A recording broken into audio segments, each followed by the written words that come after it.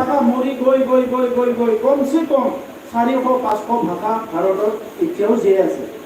কিন্তু আপুনি ভাবি চাওক 400-500 ভাষাৰ ভিতৰত মাত্ৰ 22টা ভাষাহে ৰিকগনাইজ লেংগুৱেজ। গতিকে যদি 500ৰ ভিতৰত 22টা ভাষাহে যদি ৰিকগনাইজ লেংগুৱেজ, বাকী যিটো আছে আপোনাৰ 78, এই 78 ভাষাটো কিন্তু কি হৈছে সমমৰ্যাদা পোৱা নাই। কিয় পোৱা নাই এইটো যদি প্ৰশ্ন কৰে, ভাৰত চৰকাৰে উত্তৰ দিয়ে কি আজি যদি আমি মানে 700 ভাষা যদি ৰিকগনাইজ কৰোঁ, আমি এইটো কেনেকৈ অফিচটো মেনেজ কৰিম? তো তেনেকুৱা কিছুমান প্ৰশ্ন তাত আছে। কিন্তু আমাৰ বিশ্বাস কাউন্সিলবিলাকত যিটো আছে সমমৰ্যাদা সমঅধিকাৰ ইন টাৰ্মছ অফ মানে সুবিধা যিটো নেকি আমাৰ স্কোপ দিব লাগে, পলিটিকেল হ'ব পাৰে, ইকনমিক হ'ব পাৰে, বাকী যিটো আছে বিভিন্ন ছ'চিয়েল কালচাৰেল স্পেচটো হ'ব পাৰে, তেনেকুৱা কিছুমান হ'ব পাৰে। কিন্তু সমমৰ্যাদা সমঅধিকাৰটো এড্ৰেছ কৰাৰ কাৰণে ভাৰত চৰকাৰে ভাৰতৰ সংবিধানৰ বাহিৰে বেলেগ একো ইনিচিয়েটিভ আজিলৈকে ল'ব পৰা নাই। এতিয়া ST, SC, OBC যিটো আছে এই কেটেগৰীৰ মানুহবিলাকক টকা পইচা দি পেলাই সমমৰ্যাদাই দিব বিচাৰিছে।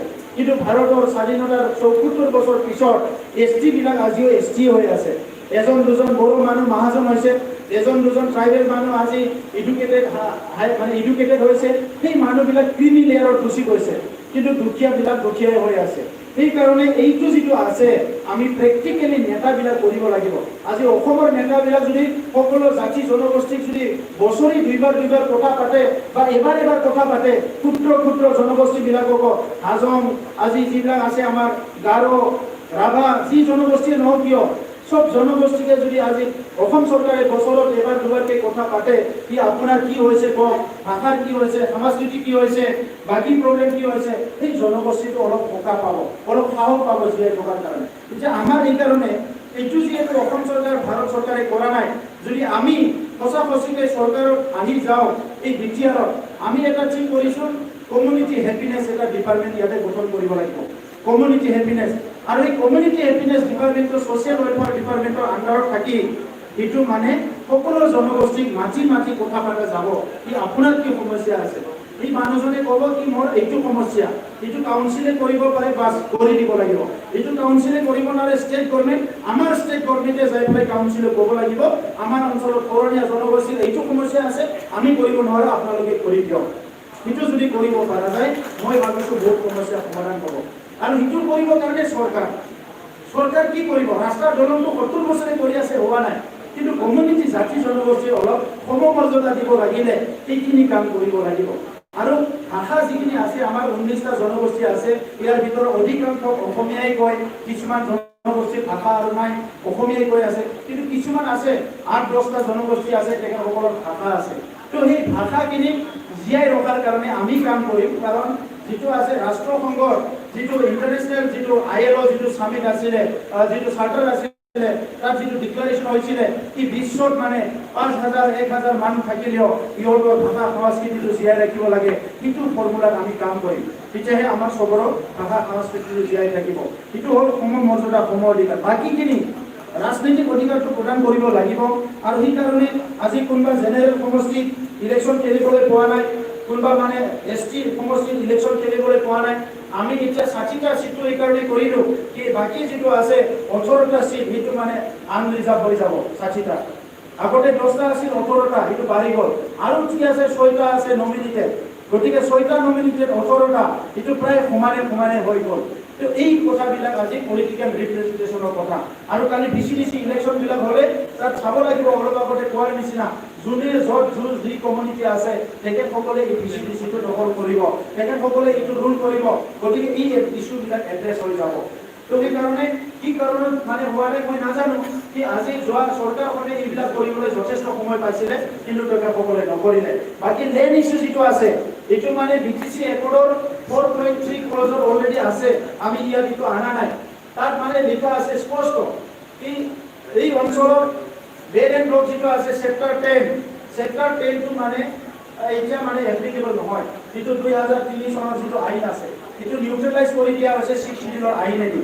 কিন্তু 6 শিডিউলৰ আইনেদি নিউট্ৰেল কৰিছে, 6 শিডিউলৰ আইনটো কিন্তু বনোৱা হোৱা নাই আজিলৈকে, যাৰ কাৰণে আজি ভূমিৰ কোনো নীতি নাই। কিবা এটা বনাই অসম চৰকাৰক 2005 চনতে BTCয়ে পঠাই দিছিলে, এইটো ৰিটাৰ্ণ নাহিল আজিলৈকে। আৰু তাৰ দুটা কথা আছে, ইয়াতো চব জনগোষ্ঠীয়ে লেণ্ড অধিকাৰ পাই গৈছে অলৰেডি। সমস্যাটো হৈছে কি কাৰ্যকাৰী হোৱা নাই। আৰু এটা হ'ল আপুনি চাওক ৰামদেৱে 2015 চনত আহি মাটি পাইছে। ইয়াত মানে তিনচিলা বুলি এটা জায়গা আছে, আমাৰ চাৰেণ্ডাৰ প্ৰাক্তন যিটো আলফাসকল তেখেতসকলৰ এটা সংগঠন আছে, তাত 1200 বিঘা মাটি দিছে কোকৰাঝাৰ তিনচিলা, অফিচিয়েলি দিছে এইবিলাক মাটি।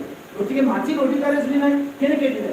সমস্যাটো হৈছে কি ৰেভিনিউটো BTC ট্ৰেন্সফাৰ চালে, ৰেভিনিউটো চাবৰ কাৰণে BTC অফিচাৰ নাছিলে, কোনে চাব?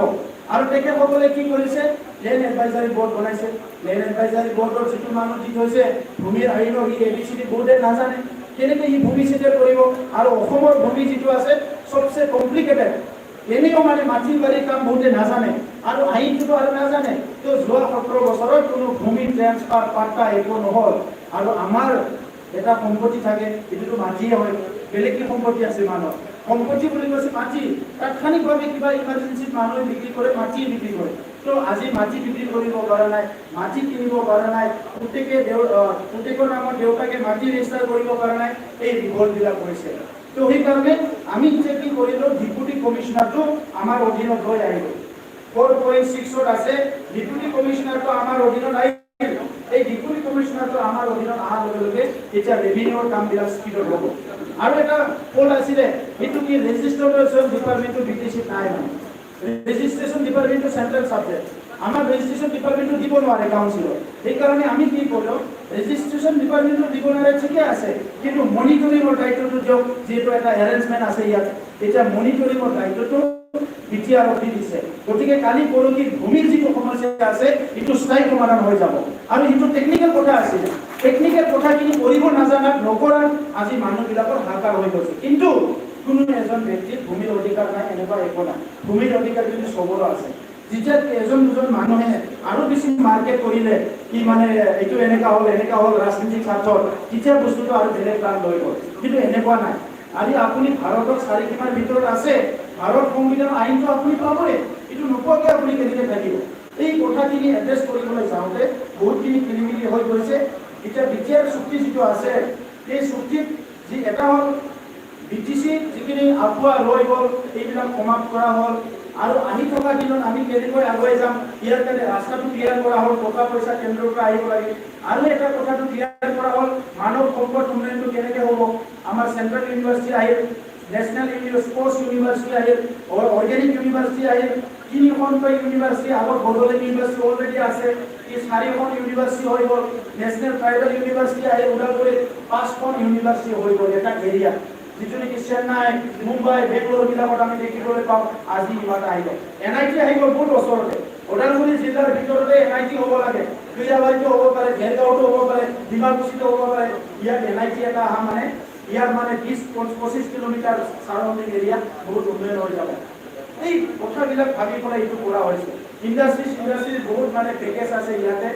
ইণ্ডাষ্ট্ৰি পলিচি মেইনলি আছে কি BTC ইণ্ডাষ্ট্ৰি পলিচিটো কৰিব পৰা অধিকাৰটো নাছিলে, কিন্তু ইয়াত এটা দফা আছে কি ইণ্ডাষ্ট্ৰি পলিচিটোকে আমি বনাব পাৰিম। এতিয়া আমি কেনেকৈ ইণ্ডাষ্ট্ৰিয়েলাইজ কৰিব পাৰোঁ, ভূটানৰ পৰা আমি কি বেনিফিট ল'ব পাৰোঁ, ওচৰে পাজৰে অৰুণাচলৰ পৰা কি বেনিফিট ল'ব পাৰোঁ, বাংলাদেশৰ পৰা কি বেনিফিট ল'ব পাৰোঁ, আৰু ইফালে সাউথ ইষ্ট এছিয়াৰ কাণ্ট্ৰিবিলাক যিটো আছে আমাৰ নেশ্যনেল হাইৱে যিটো গুচি যাব, তাত কি বেনিফিট ল'ব পাৰে, এই গোটেই ইণ্ডাষ্ট্ৰিয়েল কথাটো আমি এতিয়া আৰম্ভ কৰিব পাৰিম। গতিকে এই চুক্তিটো মানুহৰ স্বাৰ্থত কৰা হৈছে, ৰাইজৰ স্বাৰ্থত কৰা হৈছে, সকলো জাতি জনগোষ্ঠীৰ কাৰণে কৰা হৈছে। বাকীখিনি মই সময়ৰ অভাৱত কোৱা নাই। যিটো আছে কি বীৰ চিলাইৰ নামত আগৰ চুক্তিত একো নাছিলে, কিন্তু আমি চেষ্টা কৰিলোঁ যে বিভিন্ন জাতি জনগোষ্ঠীৰ অলপ মানে চেণ্টিমেণ্টটো কেনেকৈ মানে এড্ৰেছ কৰিব পৰা যায়। আপুনি বিচৰা নাই, কিন্তু দিয়াৰ দায়িত্বটো মোৰ, কৰাৰ দায়িত্বটো মোৰ। সেইকাৰণে গোৰ্খাসকলৰ নামত, আদিবাসীৰ নামত, ভূপেন হাজৰিকাৰ নামত প্ৰকল্পবিলাক আমি ইয়াতে যিমান পাৰোঁ সোমাই লৈ আহিছোঁ। তো এইখিনি কথা মই ক'লোঁ। বাকীখিনি কথা মেইন কথাটো হৈছে আমাৰ উদ্দেশ্যটো কি, সকলোৰে উদ্দেশ্য এটাই, চবে এটা সুস্থ জাতি হিচাপে জীয়াই থাকিব বিচাৰে। আপোনাৰ আত্মা সন্মান হেৰাই যোৱাটো কোনো নিবিচাৰে, স্বাভিমানটো হেৰাই যোৱাটো কোনো নিবিচাৰে।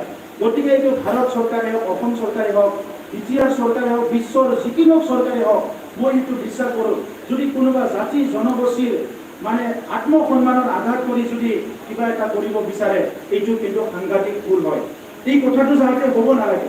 সেইকাৰণে মই ৰাজনীতিৰ ভাষণবিলাকত কৈ আছোঁ, মোৰ ৰাজনীতি কৰাৰ 1% ইণ্টাৰেষ্ট নাছিলোঁ। এতিয়াও মই ৰাজনীতি মানে পলিটিক্সত সোমাইছোঁ, কিন্তু মানসিকভাৱে পলিটিক্সটো ইমান সহজে একচেপ্ট কৰিব পৰা নাই। আৰু সেইকাৰণে মই এটা প্ৰজেক্ট হিচাপে লৈছোঁ বুলি কৈছোঁ কি অহা 5 বছৰত এই প্ৰজেক্টটো এইটোৱে হ'ব কি আমাৰ যিটো জাতীয় এস্পিৰেশ্যন এইটো কেনেকৈ এড্ৰেছ কৰিব পৰা যায়।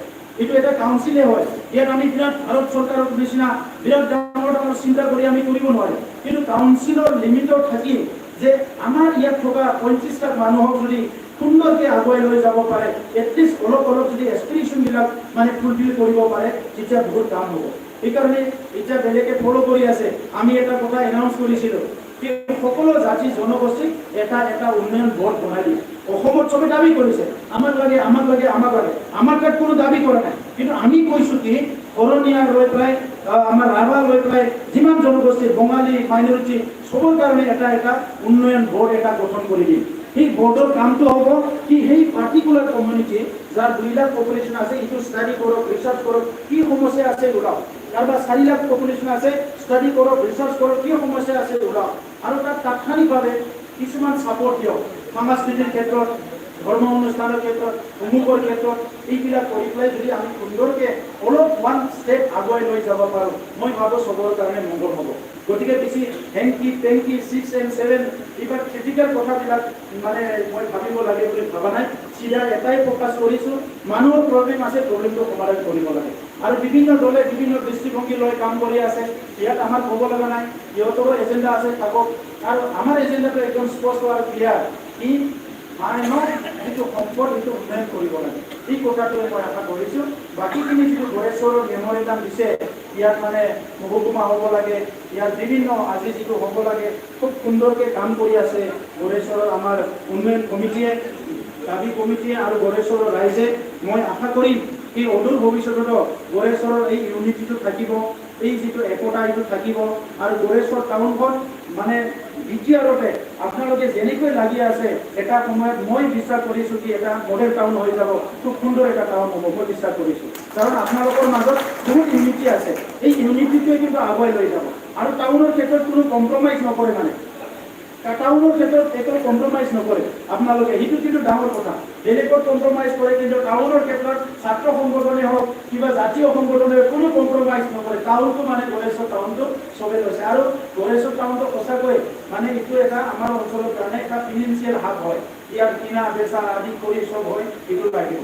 বাকী আমাৰ আঞ্চলিক এপছু ছাত্ৰ সংগঠনবিলাক মিলি পেলাই মোৰ ঘৰত গৈ এটা সিদিনা আলোচনা কৰিছিলে, এটা ভাল ইনষ্টিটিউশ্যন লাগে গণেশ্বৰ অঞ্চলতো। আমাৰ বিটিআৰ চুক্তিত যিটো আছে, তো আমাৰ যিখিনি অঞ্চল মানে মেনশ্যন কৰা নাই জাগা প্লেচ, সেই অঞ্চল ইয়াৰ ভিতৰতে কোনোবা এটা ইনষ্টিটিউশ্যন আমি দিয়াৰ কাৰণে চিন্তা কৰিছোঁ। কিন্তু এতিয়া বহুত যিটো অনুষ্ঠান আহিছে, কিছুমানৰ মাটি বাৰী নাই, অনুষ্ঠানটো মানে জাগা ধৰি দিয়া আছে কিন্তু মাটি বাৰী নাই, সেই অনুষ্ঠানবিলাকৰো জাগাবিলাক সলনি হ'ব। সেইকাৰণে মই আশা কৰিছোঁ আমি আলোচনা কৰিম আৰু গণেশ্বৰৰ এটা ভাল অনুষ্ঠান, আমাৰ ইয়াত ইপি বৰ্ডৰ থকাৰ অনুষ্ঠানৰে এটা ভাল অনুষ্ঠান দিব পাৰি বুলি আমি আশা কৰিছোঁ। আৰু এইটো মই আশা আজি এইখিনি কথা কৈ মোৰ বক্তব্য সামৰিছোঁ। ধন্যবাদ।